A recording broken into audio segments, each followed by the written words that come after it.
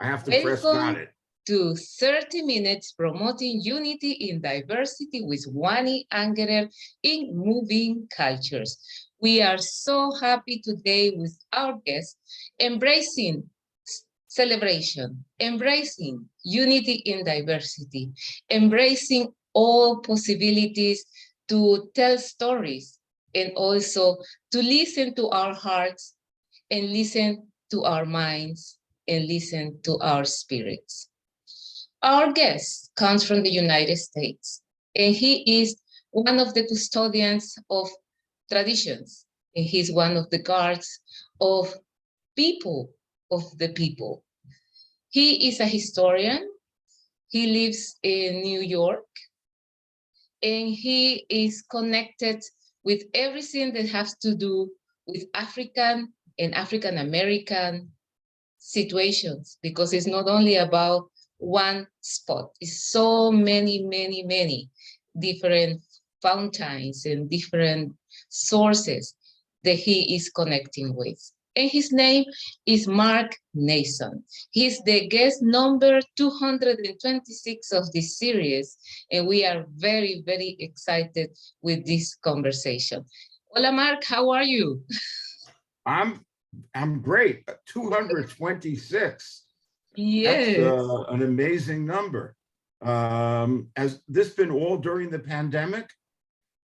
Yes, they started in March 2021.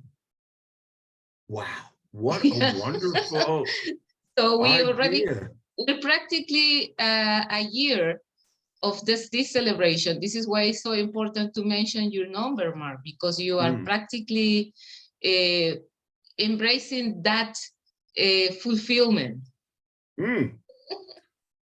Okay, so Mark, the first question, who is Mark Naison? Mark Naison is a historian, activist, parent, teacher, global citizen who tries to bring joy and enlightenment to the world.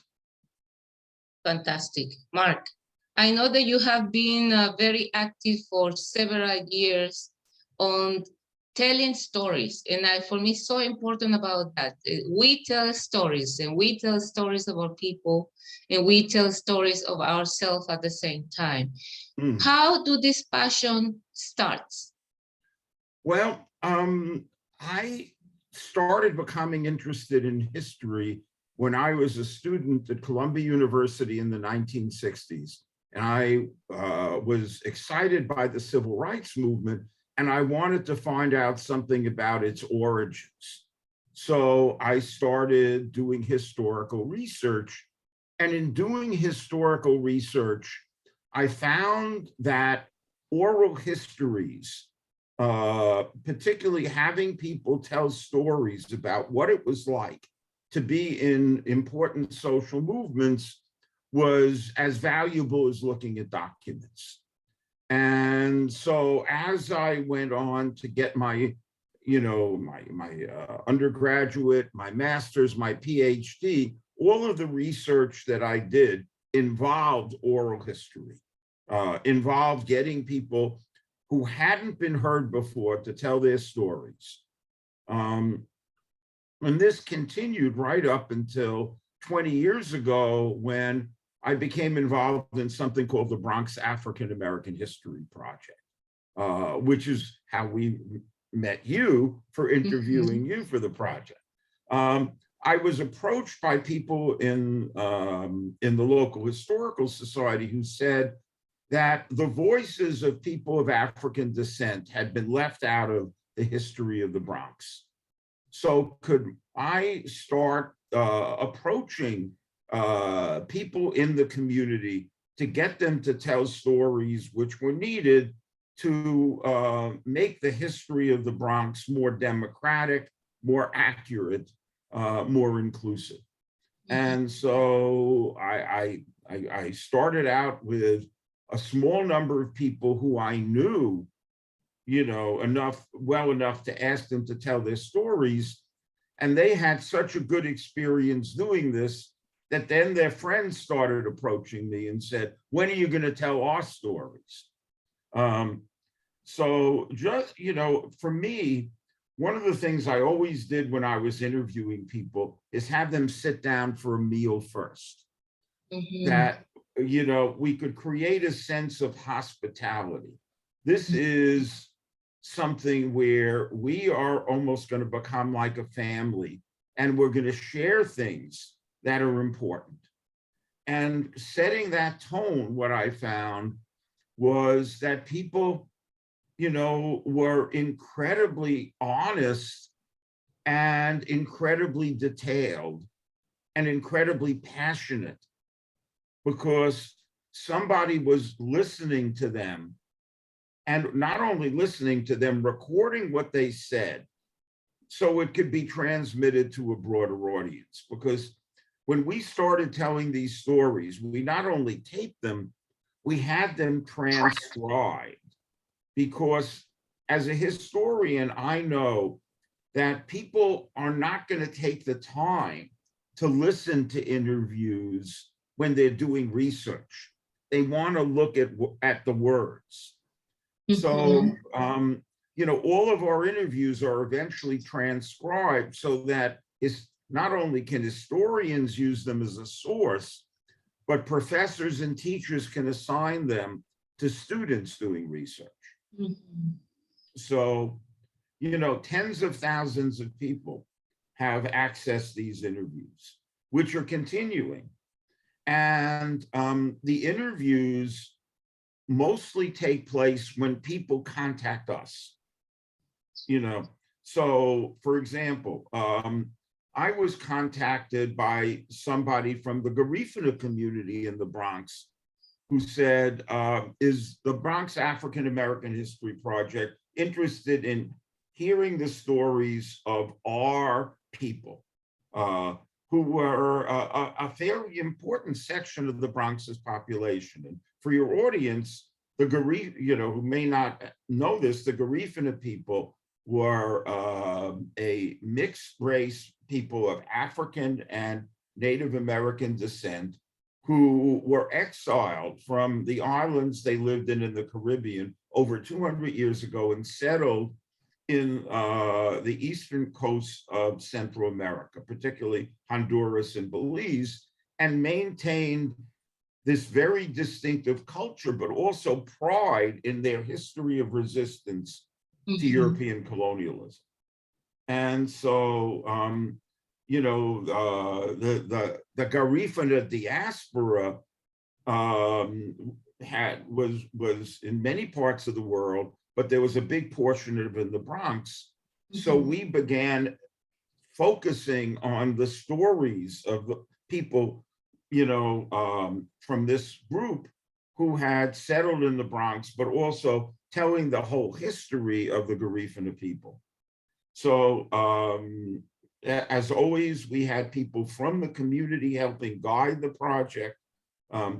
And so it was through Lucy Blanco, who was a great Garifuna jazz musician, that we reached you and heard your amazing story. So I feel incredibly privileged that to be hearing and recording people's stories now for 50 plus years. Fantastic. And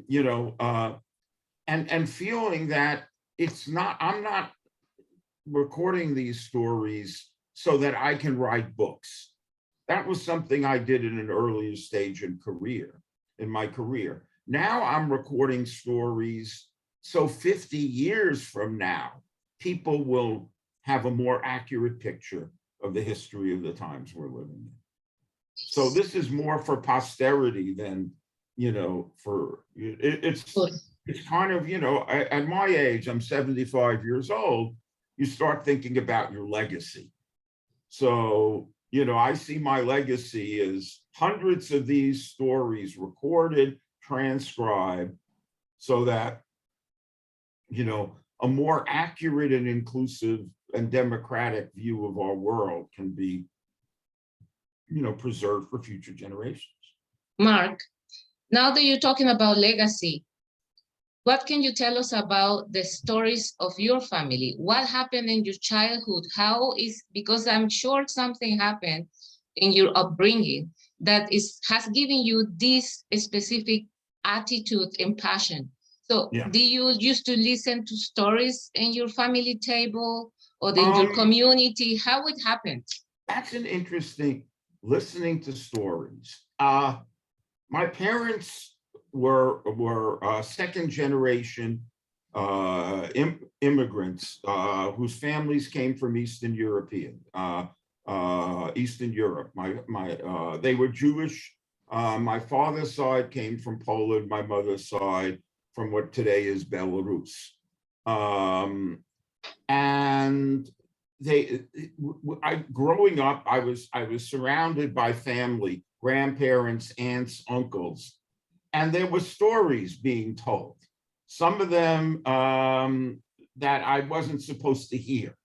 I knew, for example, that my grandfather on my mother's side, yeah, her father was like a strong arm man for the unions and fought, gangsters in the streets of the garment district.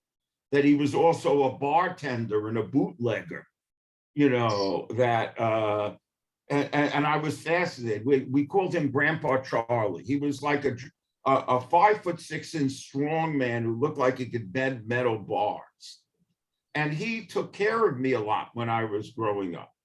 So I remembered those stories about Grandpa Charlie. And even to this day, I tell people, if you push me too hard, I'm going to go Grandpa Charlie on you. Because I have that, that justice, the strong arm man in me as well. And then my father's father sold herring in the streets of Brownsville until he was 90 years old, but was a scholar, in his synagogue. So that was the intellect. I had the strong arm man on one side and the intellectual on the other. So I see myself as a combination, and growing up, when I grew up in a working class neighborhood, mostly Jewish and Italian, with a small number of Black and Irish families. And if you were smart, kids would make fun of you and you'd have to fight. And I skipped a grade and people made fun, and I wore glasses, but I was stronger than everybody else. So I was always beating people up when they were making fun of me. So that was my childhood. And then, but I always had this identification with the underdog.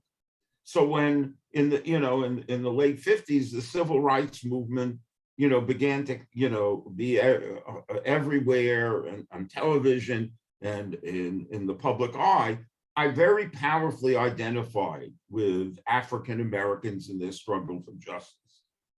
And that put me a little bit at odds with my parents, who were not as sympathetic. They were more threatened, not so much by what was going on in the South, but they were threatened by racial, the neighborhood changing, more Black people moving in. And I had, I never looked at it that way. I was an athlete and I always had, Black teammates. So, I ended up becoming, even before I got to college, very passionately involved in civil rights. And then that continued through college and affected my research. But I guess I grew up around all these stories of my grandparents and, even from my parents about what it was like to grow up poor, because both had grown up very poor. Mm-hmm. So, it was, you asked, nobody ever asked me this question before about how the stories in my childhood influenced me as a collector of stories. Yeah, so Mark. It's making me think. Yeah, and for me, this kind of interviews is about doing a journey on your childhood and a journey of the people who has actually inherited to you some knowledge, some capacities, and also some possibilities. Mhm. Because otherwise, I don't think you'll be in this position now. Yeah. No, even though I fought with my parents, I realized that I had a rich cultural heritage that that I was a gift from them to me. Yeah. And it's just that I was going to use it somewhat differently than they might have done. But again, they also grew up, I did not grow up in poverty the way they did. Mm-hmm. And they were very fearful because of all the things that had happened, the discrimination they face, growing up in poverty, childhood diseases. So I emerged from my childhood with immense self-confidence. In a way, also I was much bigger than they were.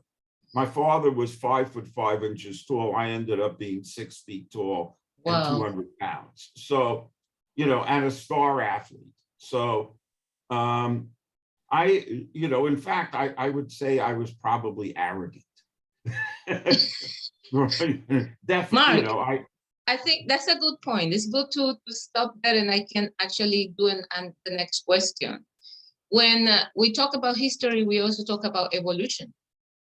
And it's that specific aspect of life that is giving you now more compassion, because now you're able to look back and yeah. actually see you needed to be arrogant in those days, because there are certain skills that are required with the time in action. So let's talk about that.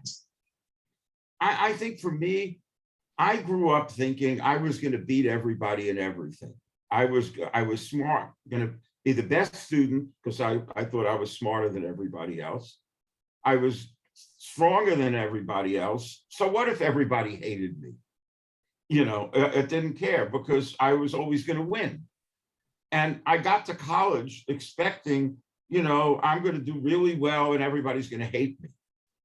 But what happened to me was, I decided after my freshman year in college, I wasn't just going to be a supporter of civil rights. I was going to get involved. So I joined the civil rights group at my college, and I started doing tutoring and tenant organizing. And helping people for the first time in a very concrete way, it changed me. It made me open to relationships with people. It made me almost likable because if I use my talents to help other people rather than just to beat people all the time, my God, maybe people would actually like me. I would have more friends. Maybe somebody would even love me, So that was sort of the epiphany that the best thing that happened for me was for me to use my talents to help other people rather than just to advance myself. And this happened to me in college. It's when I became a fuller person, but it's also when I became a happier person. Yes, and now let's talk about happiness and success. I always discuss this topic with my guests, and success can be understood as a material capacities, but I believe that success is self-realization. What do Yeah, you think? I never, now, I didn't grow up poor. I didn't grow up hungry. I didn't grow up fearing being homeless. I didn't have a lot, but I never felt I needed to accumulate material things. I always figured I would have enough. I love food. If you give me a good meal and a bed to sleep in and a place to play sports and read, I'm a happy person, but for me, success was having a job that I loved and being able to connect with people in a way that left me with a positive feeling. And what I discovered is I really loved working with young people. I got jobs as a camp counselor in the summers where I would teach tennis and basketball. And then I started actually teaching African-American history in the summers when I was in college. And I found that I had a gift for teaching, you know, a gift for helping people find their strength. And that was going to make me happier, that watching people grow and develop when I exposed them to new things was more important to me than material success. Mark, So yeah. let's talk about the micro world and the micro world, because this is two things that always move at the same level. When we're talking about the micro world, is everything you have done and achieved and you expect to get, and you're practically transferring that to the macro world. And when you talk about legacy, when you talk about your family history and background, your political positions, then transcribe into the community. Yeah. How authentic you make that process? The transition from the macro to the I found that I had a number of different outlets for this. One obviously was teaching. The other was writing. I was either lucky enough to have great professors who encouraged me to write long, essays on the research I did. And by the time I graduated from college, I actually got good enough at the writing part of it to even have a couple of pieces published right after I was out of college. So I had that out. In addition to the teaching, I had the outlet of writing. And then I had the outlet of activism, getting involved in movements, fighting to change institutions, whether it's a university or the way a city government, or maybe even stopping a war, as we did with Vietnam. Now, the activism part of it was the hardest part because, a lot of times you fail. When I'm teaching, I don't expect to fail. I may, this is something I know how to do well, and I minimize my failures. As a scholar and a writer, I know frustration, but I also have a process that, usually works. But when you get involved in a movement, there are no guarantees. And sometimes you fail, and sometimes you fail miserably. And you get in fights with the people who were your comrades and friends. And sometimes things, and so you have to, that's the hard part for me, the macro. But it's important because you can't let a war go on that's wrong without trying to change it. You can't see a government like the government of South Africa, exist in that oppressive way without fighting to change it. But you're every time you do that, you're taking a risk because you're not in control of the elements that you're dealing with, let's say when you're teaching a class or writing an article or a book. So that's at the risk I've taken at various points in my life. And, I've had some successes and I've had some failures. But if you're going to influence the world, you have to risk failure. You have to risk humiliation.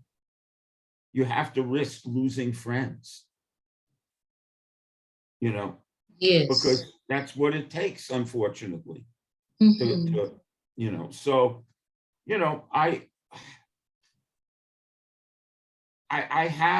I'm lucky that I have 2 out of the 3 things I know I can do well almost all the time.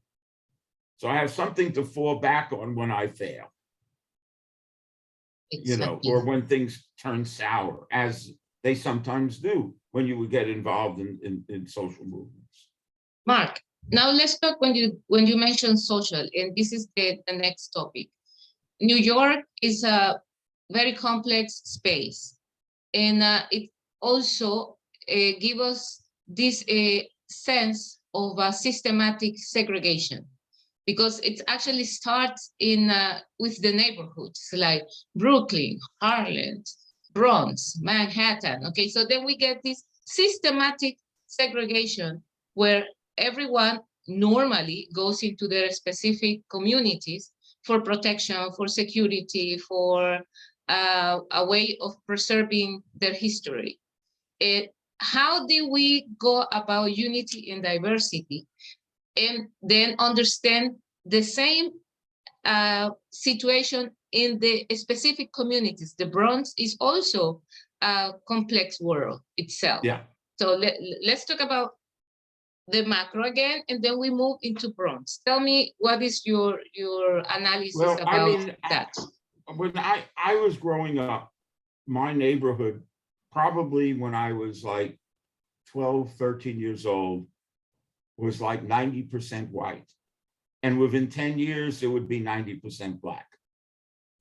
So my parents were among the people who decided to move out when Black people started moving in large numbers.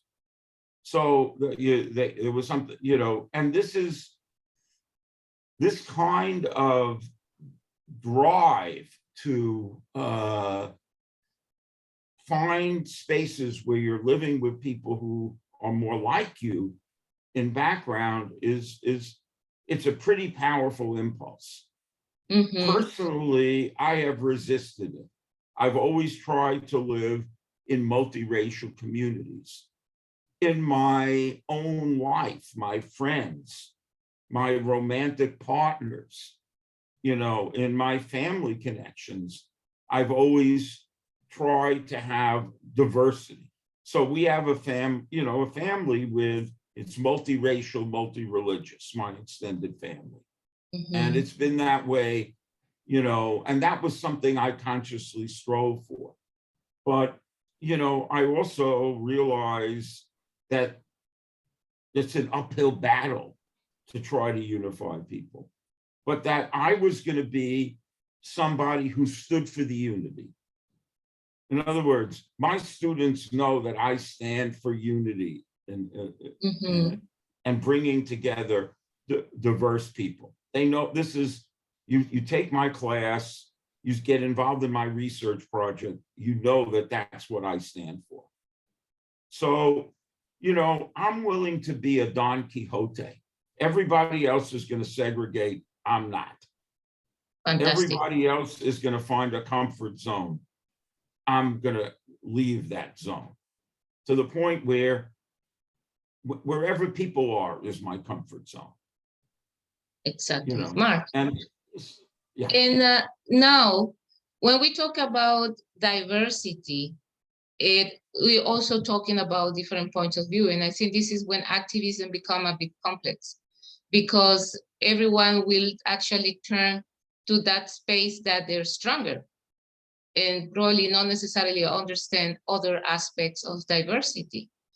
What is your position about the inclusion of people with special needs or special talents, in society?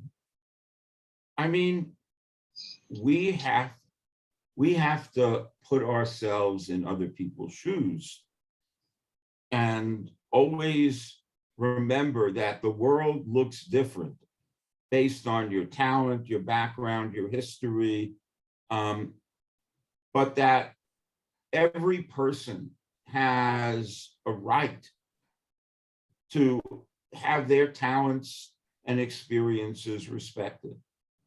And that may at times require sacrifices. But if the world is going to be an inclusive and just place, we have to make room for people who may make us feel uncomfortable because they have a different perspective or a different history or even a different physical appearance. or different needs and different perspectives. But you know, there's a phrase from hip hop: check yourself before you wreck yourself. It's and I think you always have to look inside yourself to, you know, not have your first intuitive reaction be the way you deal with people, you know, as you develop relationships with them. You have to be able to self-critique, you know, your own behavior. You have to always be willing to learn and grow. And you have to listen to people when they say, you're insulting me. You're not showing me respect. Whether they're your student, they're your colleague, whether there's somebody you meet in the street, you know, whether it's somebody you meet in a political organization. So one of the things is I learned, as arrogant as I am, I have to listen and learn, and at times, you know, change. And I have to apologize when I'm wrong. I have to know how to say I'm sorry. Which is a key to not only personal relationships, but, you know, political relationships, and probably even as a teacher. I screwed up in the last class. So let's return to some of the things I said. You know, it's that's one of the life lessons. Always be willing to scrutinize your own behavior and grow. When people point out you're not being fair to me, you're doing this wrong, you're hurting me, you're insulting me, you're putting words in my mouth that I don't really want to say. So, Mark, don't you think that also this moment in life gives you the opportunity to prepare your exit? Like you were saying before, now I'm less complex than before. So you simplify. So you have come from a very complex way of thinking to a very simple and easy way of connecting. What is that the situation? I feel like at age 75, I'm in a pretty good place right now. In terms of my relationships with people, with my family, my colleagues, with my work. And so for me, every day is a challenge to like live well and reduce stress and try to put a little good into the world every day. And also try to bring a little joy, because I'm a fun-loving person.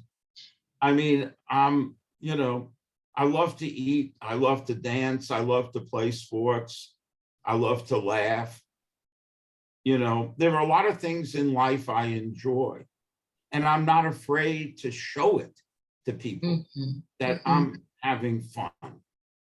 And so I like to say, wherever I go, a party is about to break out.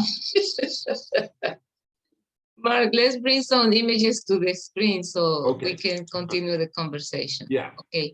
So this is our bias patrol. Okay. I love this one. Okay, but this is very interesting.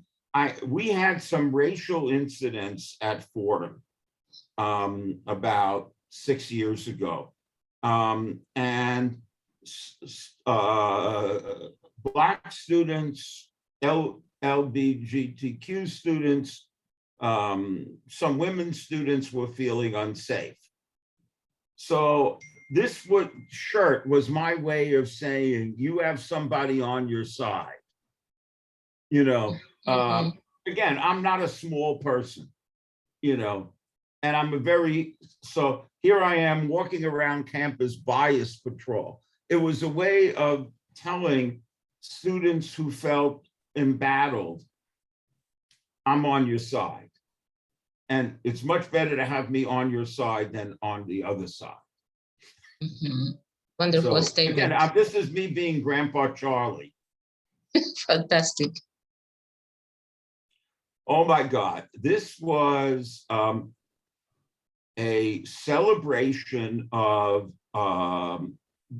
the Bronx chapter of the oldest Black sorority in the United States, Alpha Kappa Alpha. We were doing an oral history project with them. And the women in front were the first 3 women I interviewed in the oral history project. The woman on the right is 100 years old. Wow. The woman on the left is 93, and the woman in the middle is 90. And the Wow. 2 women in the back row were the 2 leaders who persuaded me to start this project. And with the man in the bow tie is the chief archivist for the Bronx County Historical Society. So these Fantastic. were, again, more oral histories, more storytelling. This was taken in Havana, Cuba, where I led a tour of Fordham alumni focusing on Afro-Cuban culture and the Afro-Cuban religion Santeria. And this was in the plaza, that's Che Guevara image on the left, and this was our tour guide. And that's me wearing my Fordham hat. And these were some of the people who went on the tour with us, who were Fordham alumni, many of whom were lawyers. Wow. And this was a tour I led last week with students. These are all students from Bowdoin College, who I led on a tour of a South Bronx neighborhood called Morrisania, which in the 1940s and 50s produced more varieties of popular music than any place in the United States.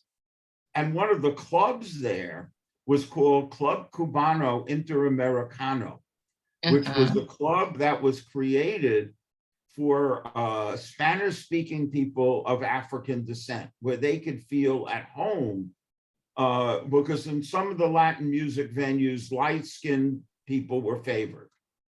So the Garifuna people actually held meetings at Club Cubano Interamericano, which was right down the block from where this group was assembled.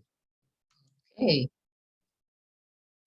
And this is me speaking at a jazz concert that we organized for the Bronx African American History Project, honoring a great woman jazz musician named Bertha Hope. So this was her band that we were showcasing, and this is me talking to the crowd about the history of jazz in the Bronx and about Bertha Hope's accomplishments. And this is an interview that we did the end of last week with a woman whose brother was the first Black Catholic priest ordained in New York City. And she was describing what it was like to grow up Black and Catholic in the Bronx, attend a Catholic church, which had Afrocentric, rituals, and a great Catholic school, which Black students were honored and respected in. And the person on my right there is my graduate assistant, Mathieu Langlois, who organized the interview. He's my graduate assistant, and I allow my graduate assistants and encourage them to take the lead in organizing oral histories as well. So that was that. And oh my God, this is an oral history interview I did with the woman in green, who was a leader, a president of the Bronx chapter of the Black sorority, Alpha Kappa Alpha. And she was the first woman from the Caribbean to actually join the sorority. All of the people prior to her joining in the 1970s were from the South. And now there are people there from the Caribbean, from Africa. And these are the women who joined me in the interview. And you can see they're all very happy. Yes, very powerful. As I am as well. And oh, this is the beginning of the Garifuna initiative. That's Lisa Betty, my graduate assistant, who directed it. And this is Michael Pardis. Michael Pardis was one of my students 15 years ago, whose family is from Belize and is of Garifuna ancestry, who's at the head of the Bronx Cooperative Initiative. And he's also been a part-time college professor. So this is, and oh, Lucy Blanco, who also the great jazz musician and leader of the Garifuna Cultural Renaissance, who also introduced us to you. And that's Lisa as well. So, you know, a lot of these are pictures from, you know, the oral history interviews that we conducted, the storytelling, which is right now, you know, and this is, oh my God, that's my daughter, Sarah, who's now 45 when she was 3 years old. And Sarah was a superstar from the beginning, star athlete, star student, now a great business leader in New York, and also a great mother. I have 3 grandchildren, the oldest of whom is 18 and going off to college. So yeah. Beautiful, beautiful energy in the image. So we close with this. Mark, can I take a picture of, I want to take a picture of this to put on my Facebook page. So, thank you so much for this wonderful conversation. Mark.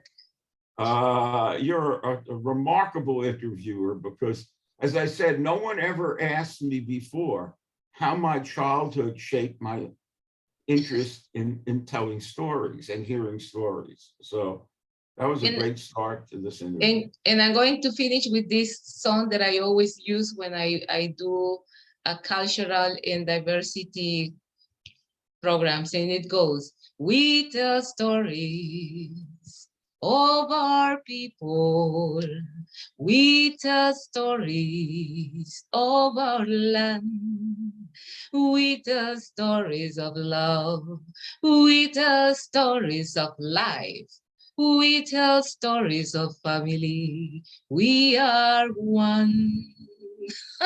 Thank you, so Mark. Beautiful. Oh, thank you. What a great ending.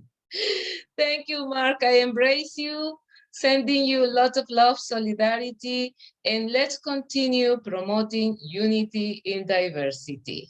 For sure. Thank you so much, Wani. This was a wonderful half-hour conversation. Number 226. 226. Okay. Take care. Thank you. Bye-bye, Mark. Bye-bye. Take care.